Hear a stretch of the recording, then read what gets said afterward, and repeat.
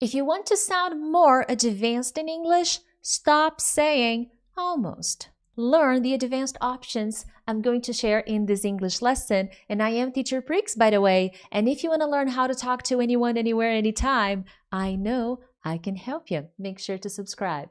But here we go. Nothing wrong with almost. Native speakers use this word. But one thing that is different when it comes to native speakers is that they add variety. And that's what I want to do here in this lesson. With that in mind, the first word expression that I want to share with you is just about. Many words I'm going to share with you in this lesson may have different uses, such as just about. Just about means almost or very nearly. However, it can also mean approximately or at the very point of doing something immediately. So keep that in mind. Depending on the situation, the translation of just about may be different. But here, look at the examples I prepared for you. Just about everyone showed up to the party. So I could simply say, wow, almost everyone invited. Almost everyone showed up to the party. Yes, we invited 100 people and just about everyone showed up to the party. Excellent. Oh, and by the way, I prepared a listening exercise at the end. Stay with me. Another example, I'm just about finished. Very common collocation, very common combination. One thing that advanced learners do well is to pay attention to the pairs, to the groups. And this is a common thing they say. Oh, I'm just about finished. I'm almost done. Also very common. So this is the first one I wanted to show to you. Number 2. This close. I was this close to buying a chocolate bar yesterday. This is actually true, but I didn't, okay? I was able to resist my cravings, okay? But anyway, this close, almost or nearly. So this close describes something failing just short of a specific state. You know, it's a great synonym for almost or nearly. So you will typically, there is an observation here, you will typically use this close to next to a verb. So after this close to, verb. And this verb must go in the ing form. And one important note here regarding all the expressions I'm going to share with you, you don't usually answer a question alone with these words. The same way you would with almost. Are you done? Almost. I can't say this close to or just about. No, you can't. But with almost, you can do that. With the expressions I'm sharing with you, you can't. You need to put them in a sentence, just as I am doing right now. So I was this close to quitting, but my brother helped me out. We are this close to signing the contract. It'll change our lives. So these are good examples. Let's go to number 3, shall we? Nearly. Wow. Top 1 synonym, really common, and native speakers use this a lot in conversations, and it's very similar to almost in terms of structure, but you can't just answer a question with nearly. Are you done? Nearly. No, it doesn't work that way. But when used in sentences, go for it. I've worked here for nearly 2 years. I've been posting videos on YouTube for nearly 10 years, maybe more. No, I think more. 11 years. Yay! It's nearly time to hit the like button. Just saying. The audience was nearly all men. Very good. Now let's take a look at the next one. Practically. Almost. Very nearly. The theater was practically empty. I meet famous people practically every day. Not true, but I don't mind. I'm all right. Another wonderful synonym for almost, okay? And before I share the other ones, make sure to share this video with a friend and perhaps subscribe to the channel if you haven't already. But let's continue. The next one is virtually. This is really good, okay? It's basically another synonym. There is a small difference though. When you use virtually, it is almost or very nearly, so that any slight difference doesn't matter. It's almost there, but the difference to getting there is almost irrelevant, nearly irrelevant, practically irrelevant. So look at the examples. This year's results are virtually the same as last year, are almost the same as last year's. Now, the difference is really small, so it may not really matter. The second example, the project is virtually complete. So the project is almost done. We're this close to completing the project.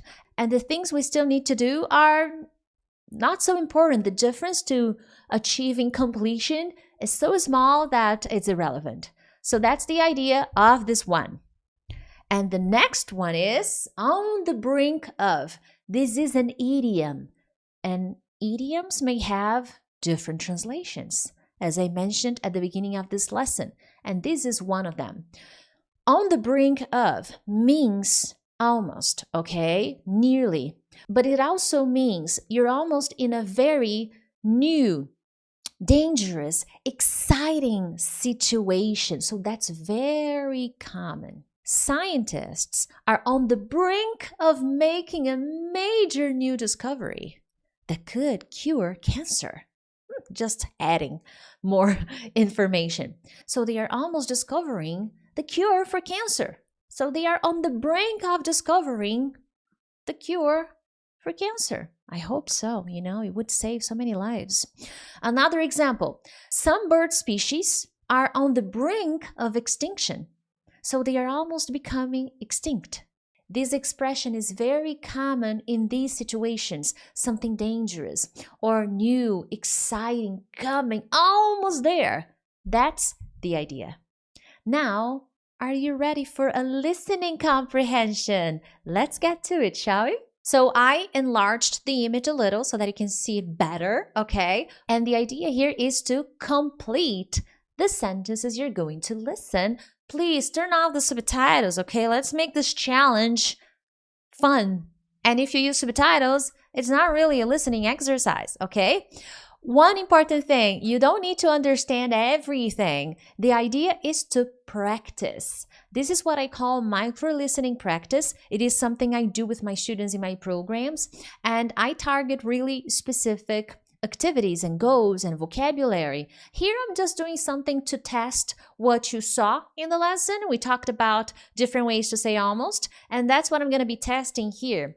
But with my students, I usually combine with the listening exercise to test the vocabulary they're studying or perhaps the grammar they're studying.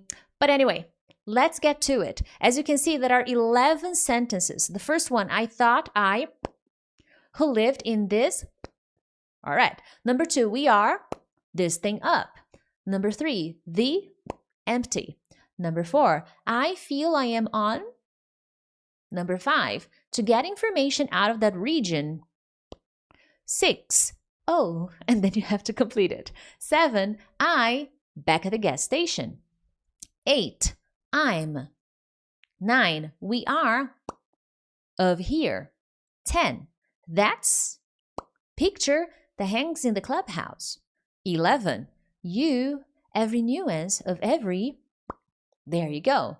Oh, Priscilla, how many times should I do this? You can repeat this part 3 to 5 times. This is a dictation practice, almost like that, okay? Nearly a dictation exercise. And the answer key will be in the description of this video. So are you ready? Let's go.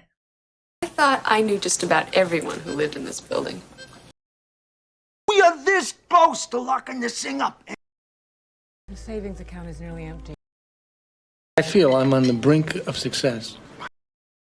To get information out of that region, it's virtually impossible. This is practically perfect. I nearly bought a pack of cookies back at the gas station. I'm just about finished. We're this close to getting out of here. That's virtually the same exact picture that hangs in the clubhouse. You can practically hear every nuance of every instrument. All right, let's go one more time. And the idea of this exercise is to improve your ability to understand specific words, specific expressions. Let's go. I thought I knew just about everyone who lived in this building. We are this close to locking this thing up. The savings account is nearly empty. I feel I'm on the brink of success. To get information out of that region, it's virtually impossible. This is practically perfect. I nearly bought a pack of cookies back at the gas station. I'm just about finished.